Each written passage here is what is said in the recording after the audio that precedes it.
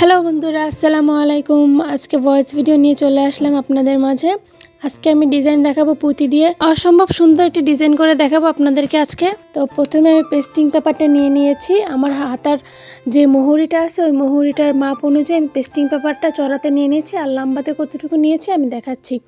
লম্বাতে আমি 10 ইঞ্চি নিয়েছি, আর এখানে 8 ইঞ্চিতে আমি একটা মার্ক করে নিব। উপর থেকে 8 ইঞ্চিতে একটা মার্ক করে নিব, কিন্তু পেস্টিং কাপড়টা মোট চড়া হচ্ছে 10 ইঞ্চি। তো যেখানে আমি 8 ইঞ্চিতে মার্ক করে নিয়েছি ওইখান থেকে একটা রাউন্ড করে দিচ্ছি। আমি কিন্তু চোখের আইডিয়াতে করতেছি, এখানে আপনারা কিন্তু আপনাদের চোখের আইডিয়াতে করে নেবেন, দেখে বুঝবেন।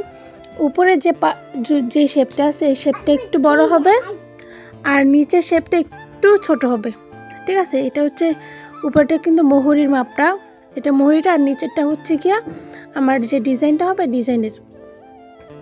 তেল মাঝখানে কিন্তু লাভের মতো দেখতে হয়েছে, যে আমরা লাভ ডিজাইন করি ওই লাভের মতোই।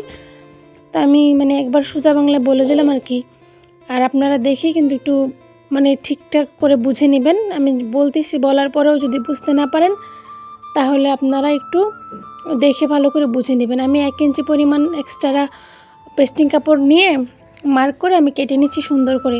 আমি 8 ইঞ্চিতে যেখানে মার্ক করেছিলাম ওইখান থেকে কিন্তু হালকা একটু 200 পরিমাণ ডাউন করে নিয়ে আমি সিজারটা দিয়ে সিজার বা কেচি বলে ওটা দিয়ে কেটে নিয়েছি। কাটার পরে আমার যতটুকু পরিমাণ লাগবে ততটুকু আমি ভালো করে শেপ করে নিয়েছি। নিচে একটু লম্বা বেশি ছিল, আমি একটু কেটে নিয়েছি 1 ইঞ্চি পরিমাণ। তো এই হচ্ছে আমার এক্সট্রা কাপড়।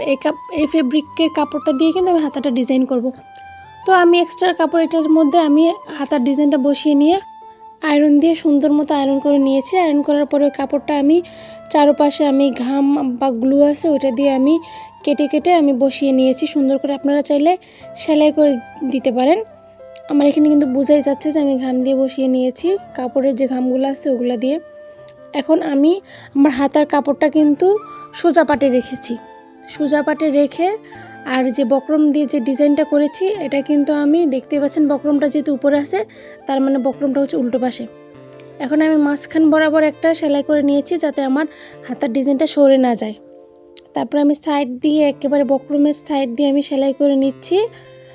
তো এই পর্যায়ে বলে রাখতেছি, আপনাদেরকে যদি আমার চ্যানেলটা ভালো লাগে, আমার ভিডিওগুলো যদি ভালো লাগে অবশ্যই আমার চ্যানেলটা সাবস্ক্রাইব করে দিবেন।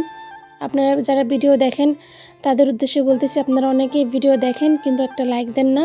আসলে আপনাদের একটা লাইক, একটা কমেন্ট আমাদের জন্য কতটা উপকার সেটা আপনারা বলতে পারবেন না। কারণ আপনারা যদি লাইক করেন, একটা কমেন্ট করেন, তাহলে কিন্তু আমাদের নতুন নতুন ভিডিও দেওয়ার জন্য আরও উৎসাহ ফিল করি আর কি। আমরা মনের মধ্যে মনে হয় যে আমার ভিডিওগুলো মানুষ দেখতেছে, লাইক করতেছে, কেন আমরা ভিডিও করব না। তো একটা লাইক অবশ্যই দিয়ে দিবেন। তো আমি সেলাইটা করে নেওয়ার পরে আমি কিন্তু 100 পরিমাণ কাপড় রেখে বাকি কাপড়গুলো কেটে নিয়েছি। কাটার পর আমি কাট করে দিয়েছি যাতে উল্টাতে আমার সুন্দরভাবে উল্টানো যায় ওগুলা। তারপরে দেখেন ইজিভাবে কিন্তু বসে যাচ্ছে। আমি তারপরে আবার একটু আয়রন করে নিয়েছিলাম কাপড়টা একটু ঠিকভাবে বসার জন্য।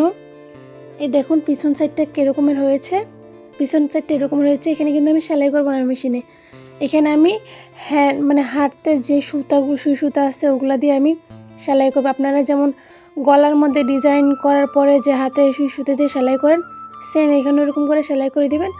আর আমি এখানে পুঁতি বসাচ্ছি 10-12টা করে আপনারা নিতে পারেন, বা 5-6টা করে, আমি 6-7টা করে বসিয়ে নিয়েছি। উপরে একটু বসিয়ে দিয়েছি, নিচে একটু কম পুঁতি দিয়েছি। এই পুঁতিগুলো আপনারা যে কোনো লোকাল মার্কেট থেকে নিতে পারবেন।